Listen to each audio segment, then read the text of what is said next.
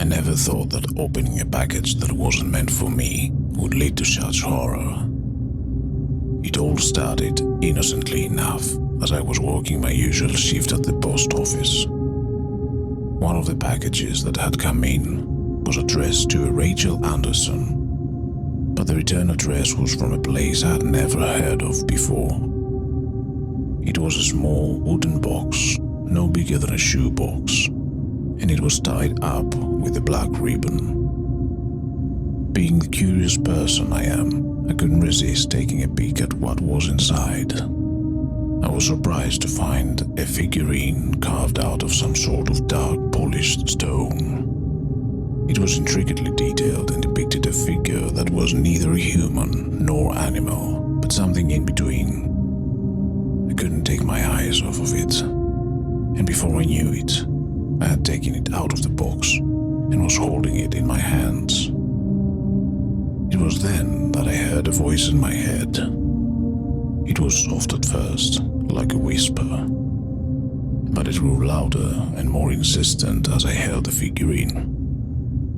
The voice was telling me to keep the figurine, to keep it safe, no matter what.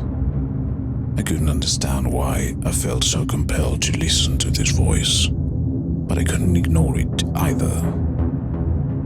I knew that I had to keep the figurine, even if it meant disobeying the rules of the post office. I didn't know what to do, so I took the figurine home with me.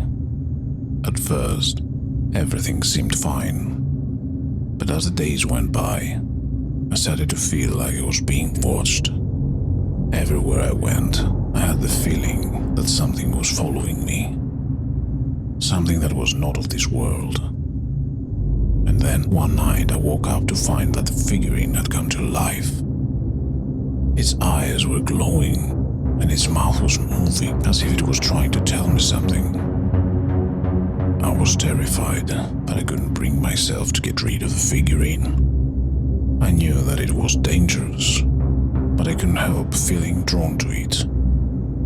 I became more and more isolated, until I was huddled in a corner of my home, holding the figurine protectively to my chest. I was incoherent, mumbling and muttering to myself in a language that no one could understand. Some co-workers informed the police and they came for me, but I fought them off with a strength that seemed impossible for someone of my size. In the end, it took 4 officers to subdue me. I was taken to a psychiatric hospital where I was diagnosed with severe psychosis. The doctors couldn't explain my sudden descent into madness, but they suspected that it had something to do with the figurine. They tried to get me to talk about it, but I was completely unresponsive. I just sat in my hospital room, staring at the wall with empty, lifeless eyes. As the weeks passed, my condition only worsened. I became more and more withdrawn, and I stopped eating and drinking.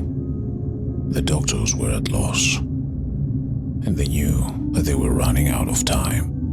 They had to do something. I was going to die. One night, as the hospital was quiet and still, the doctors decided to take a risk. They snuck into my room and took the figurine away, hoping that it was the source of my madness.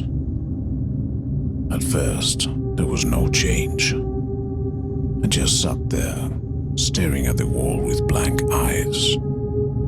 But then, slowly, something began to shift. My eyes focused, and I looked around the room with a confused expression. I seemed to be coming back to myself. After I was given a clean bill of health and was released from the hospital, I found out in the news that the hospital had a mysterious fire and burned down to the ground. The figurine was never seen or heard from again, and I was left to try and piece together what had happened to me. I still have nightmares about that voice in my head, telling me to keep the figurine, to keep it safe. I know now that I should have never opened the package that wasn't meant for me.